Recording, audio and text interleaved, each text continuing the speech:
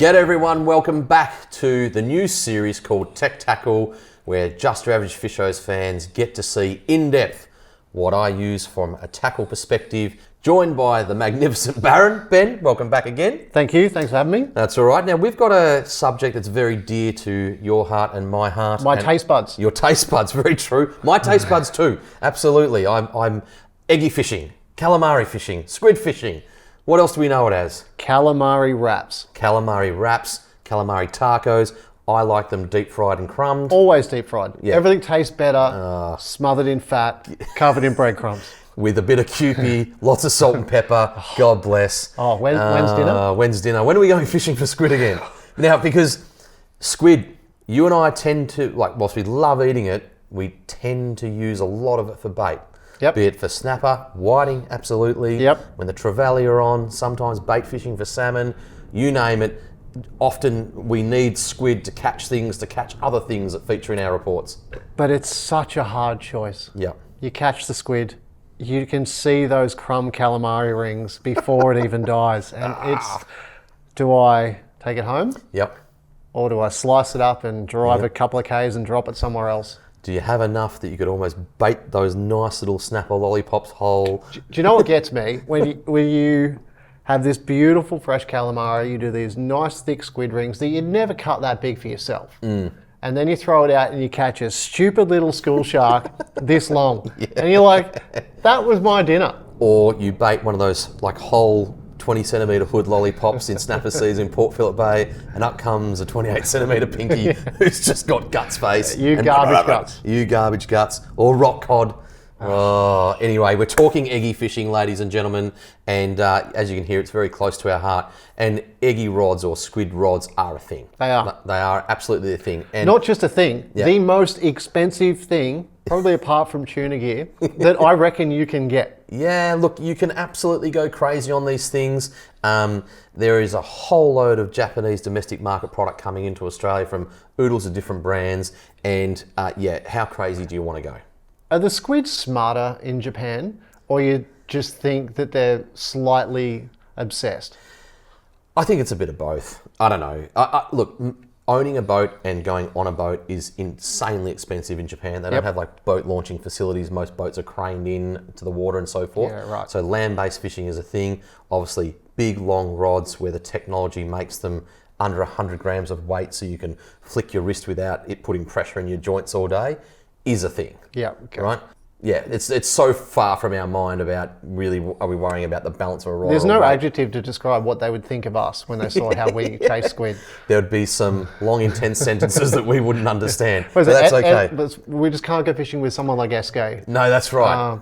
Who is amazing and is a pinnacle of squid fishing, but he Mr. Whippy. Yeah, lots of shaking heads. Yep. Lots of swearing in Japanese. Yeah, I think that there'd be a lot of translation of, no idea, Ben son, no idea, Baron son. Just go. Go out of the way. No, look, Egi fishing is a thing. I've had my fair share of high-end rods. I've broken my fair share of high-end rods because, I've been an average fisher and broken them. Yep. So I've changed up a little bit. I've done something that's not normal for me and gone downgraded in terms of level of rod. Is this because they're longer and you keep snapping the tips off? Or me, who might have had an incident that might come up shortly? Look, I like a sub 8 foot rod, right? And if you're buying a Japanese domestic product, they're all over 8 foot. Generally 8'3" to 8'6", 7, 8, 9 for more land-based fishing, right? Because that's what Japan does. You're not compensating? No, they're just good when they're longer. I like a shorter rod for boat fishing because they generally tend to be a bit heavier, so you can swing the squid in. But I'm also less inclined to jam them in rod holders, which I may or may not have done previously before. Yep. So that's just a personal preference. But most of them are that 7'6" range, And the benefit of going that they're pretty light and they're shorter than 8 foot, but they can cast a sort of 2.5 to a size 4 jig. Yeah, which I think is important. It is very important because some super light rods can only cast to a 3.5, and there are ones that are oodle light that will only cast to a 3. Yep. So you've got to be careful with that. So here's what I've gone for. Shimano Raider 2024. Your brim rod. My brim rod, we did mention this before. Mistake, yes. Production errors, just for average fishers, everyone. Shimano Raider 782, so 2-piece joined in the middle, which makes it bend down to the middle, so it's got a bit of grunt in it. It's a great blank, it's very light. What is it, that 3 to 6 kilo. Shimano Vanford 3000. Why do I go 3000s? Because you can crank a bit more on the spool with the deeper spool. And larger spool diameter, cast further, yeah? Yeah, absolutely.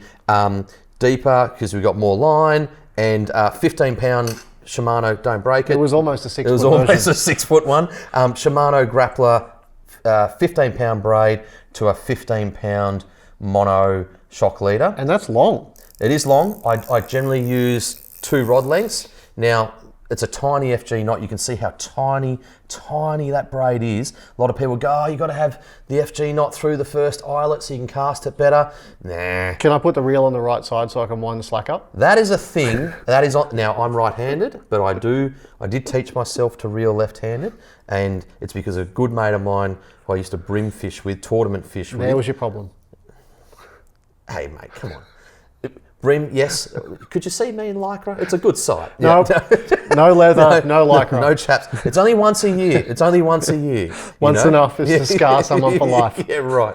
But yeah, mono, 15-pound. It might even be 20-pound Grappler braid. Definitely Grappler braid. And just standard mono shock leader, FG knot, to one of these fantastic cobalt blue little fast change Egi clips. I tell you, get down to your local tackle shop. They're so little. They're so tiny. It's rated to like 15 kilos. You'll never break one. And yeah, you can just keep reusing them. They're little bits of stainless. Can't go wrong. I think it's like $5 or $6 for a pack of 20. So they're absolutely great. This is cork gripped, well balanced, and not a crazy expensive outfit. I think the rod sells for about $150. Perfect. So can't go wrong. This can also be a multi-purpose rod. So yes, you could use it for any other style of fishing if you wanted to, but we also tend to use these for deep water whiting fishing. Deep water whiting fishing, because you've always got a squid rod in the boat, right?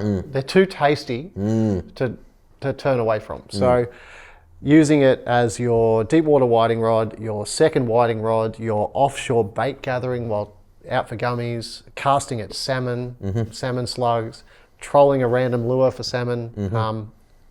It's always in the boat. You don't need another rod. You don't need to turn your boat into a porcupine, although some people tend to want to. Guilty! They're just so handy. Yep. I would love to show you mine right now. There's a bit of a story with your squid rod, though. It is. I caught a Kracken. I caught a monster Kracken. Squid? No. Oh. Garmin. Kracken. Electric motor. Yep. So, oh, right. Was out with a mate in the dark. Don't remember why I put my rod down on the side of the boat. I think we were getting, Sorrento moorings. We were drifting into a mooring. Right. So we had to check how far away the mooring was from the boat. Sat it down. The next minute I saw my squid rod fly over the side of the boat in the water. And I'm like, oh, that was quick. That was quicker than we're drifting. And I grabbed the rod and it had gone around the Garmin Kracken prop. My 8'3" squid rod is now a 6'9". So what are you using? The whiting rod. My backup squid rod. Right, the Revolution whiting rod. It is. To be honest, I haven't gone squid fishing since I broke my squid rod. Right. So because I haven't been in Antarctica. Right. Yeah. So you need to go check out some squid rods. I do. And we need to film V2 update to let us know what you went for and why. Yeah, I give mine so much abuse though. So if they make a squid rod that goes from like a size 3 to size 5, I reckon I'll be good. That would be good. Yeah. What are you looking for in a squid rod though? Because you are very particular for the type of action you have and so forth. Oh, not really. It just needs to be strong. Strong. I was that brutal with my last squid rod getting a squid jig off a snag that I broke the reel seat. Like I broke the stem off the reel and the rod was still intact. Right. So that's how strong that rod was. Right. You can't buy them anymore. Right.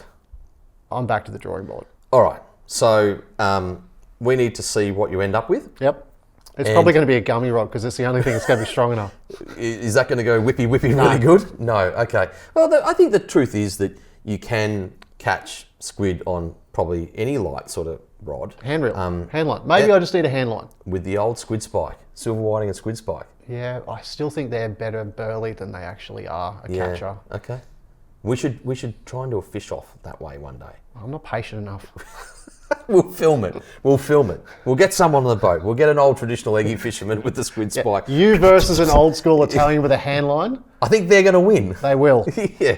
Well, I'm very average. No, but in fairness, the Egi Rod, you generally get, they're generally a lot longer, so they're easy to cast. Yeah, they're easy to snap. They're easy to snap, yeah, but got to be careful. In rocket launchers and stuff like that. Haven't done that. But I did see one day coming back from Stony, there was a squid jig in a tree and 200 metres of braid. That could have been me. That could have been me because I might have asked little Maxie to pull the rods down from the rocket launcher and he said that he did it, but he was a bit embarrassed to say he couldn't reach. That might have been me. Was it when you heard the drag sound or the snap? No, I think we got back to the house that Kate's parents' place that I realised that one had been debraided somewhere along the line. It has happened before. Hey, what do you do? What do you do? It's like Western Port sandbars and mud bars, right? Yep. It hasn't. If it hasn't happened yet, it will. Yeah. Now we're going to talk squid jigs in a different episode. Yeah, because that's about a 17-hour-long process that's going to start with avocado and end with avocado. Or banana. Yeah. No, look, I love collecting squid jigs. I got a lot of them. There is actually a market for collecting squid jigs. Yeah, they collect dust? Yep. They collect dust, but they go up in value. Because of the dust? No, because you can't get them anymore. They do them for a couple of years and then out with the old, in with the new. Now tell me, there was this question though that we were asked by a Just Your Average Fishos fan, and I wanted your opinion on it. Braid direct to squid jig or mono shock leader? Braid direct to squid jig scares me, but some people who are far better than me, far smarter than me, swear by it. So there must be something in it. I think there is, and I think it's a casting thing for land-based people. And also, if you're fishing the depths of Western Port and or Port Phillip Bay where ribbon weed is and so forth, getting jigs back, it's far easier. So if you're using bigger jigs that are getting caught or sinking down, or deep versions of jigs which are sinking down, I've always been taught that braid to terminal, i.e. swivel or the front of a jig or whatever, is a no-no, unless you're really knowing what you're doing. And they've got to be tying something like a polymer knot or something like that. They can't just be doing an Albright or something, absolutely, or a 10-turn uni, which might go down a couple of turns as you pull it tight. Absolutely. Personally, I just use standard mono shock leader. Yep. Fluorocarbon, there's a lot of stuff online to suggest whether fluorocarbon is actually the be-end all of strong leader line. I'm not so sure. There's some great stuff to read online from those that fish barra and cod competitions. They're tending to move away from fluorocarbon, but I still think it has its place, right? And it certainly has its place in the eggy market because it sinks where mono floats and you want to get that jig down. And what's exciting is just around the corner, you'll start to see in your local tackle stores, Shimano is re-releasing all of its Cephia Japanese domestic market range. I heard about this. Yes. A sinking mono as well. Well, that's what I've heard. Maybe. I'm not so sure. I haven't seen it. I haven't touched it.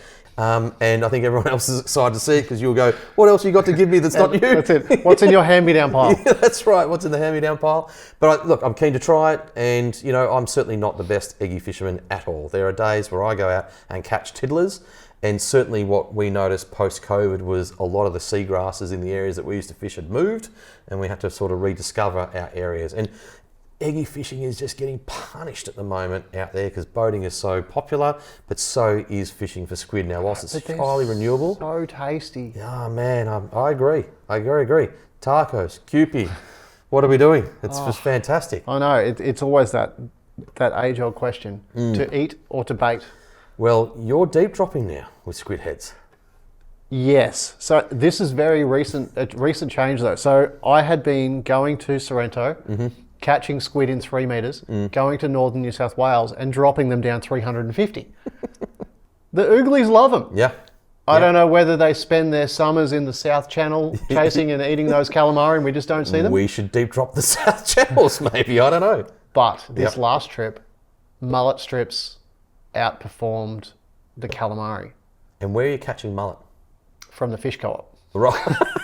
So you're not doing anything in the surf or in the estuaries? No. So, Okay, cool. No, the Netters Ocean Haul the mullet up there. Yep. I bought a box of 10 kilo for $25 whole. Can't go wrong. Took them back, filleted, frames are in the crab pot, fillets were deep drop. So now I don't have to save my squid for deep dropping Yes, you anymore. do. I can eat them. No. No, because I had a bass swim past a livey, swim past a calamari, and ate a mullet fillet. We're preparing for snapper season, Ben. We need to cryovac down squid for snapper Right, season. okay, so just another use. Yeah, Yeah, no, that's yeah. fair. Well, we need to eat them too. Yeah. Look, squid does not last in our household. My wife and her family love squid, and if they see them being used for bait, it's treachery unless a 7 kilo snapper is getting in the Weber. So Yeah, my son's the same. He's yeah, like, right. Daddy, what do you mean you used it for bait? And I go fishing, they're like, you're going to catch some calamari? Because you used the last lot for bait. We need to eat them.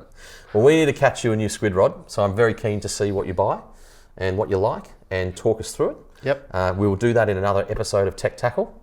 Look, this is a nice and quick one, so let's go squid fishing and let's catch some squid. But the Port Phillip Bay is frozen over at the moment, isn't it? No, well, Mister, I'm now acclimatised to northern New South Wales. No, come on. No, it's not frozen? No, it's not frozen. Okay. No, it might be 3 metre swell going through there. There was killer whales following the Queenscliff Ferry the other day. Is that what they were doing? That's what they were doing. Oh, so, everywhere else in Australia, there's dolphins jumping out the front of the boat. In Victoria, it's killer whales. From Antarctica. That's right. Yeah, well, who knows? Was there a polar bear on the top deck that they were there trying could to eat? be. There's been leopard seals and elephant seals that, went past Anthony's house at Ocean Grove, so why not, On the back of a trailer? Or on the... No. Literally walked up to the BP and smashed things in the car Oh, park. it's summer. Yeah, Yes. yeah. So go figure. Anyway, Egi Fishing, go down and check out Egi Rods and what you can see what you like down there.